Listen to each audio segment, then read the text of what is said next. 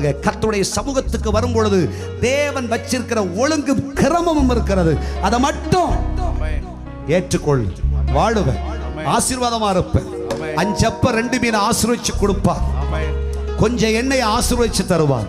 கர்த்தரை மேன்மைப்படுத்துவார். கர்த்தராகிய தேவனுடைய ஆசீர்வாதம் ஐஸ்வரியத்தை கொண்டு வரும், நன்மையை கொண்டு வரும், உயர்வை கொண்டு வரும், மேன்மையை கொண்டு வரும். நீங்கள் இனிமேல் குறைவு விடுவதில்லை. நீங்கள் விருத்தி அடைவீர்கள்.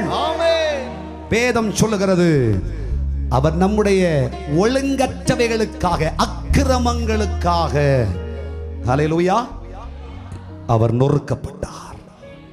நம்ம சில நேரத்தில் ஒழுங்கில்லாம போறதுனால அதற்காக தான் இயேசு நமக்காக சிலுவையிலே நொறுக்கப்பட்டார், உடைக்கப்பட்டார், சின்னாபின்னமாக்கப்பட்டார். கர்த்தருடைய பிள்ளைகளே, இதை சபை உணர்வீர்களா?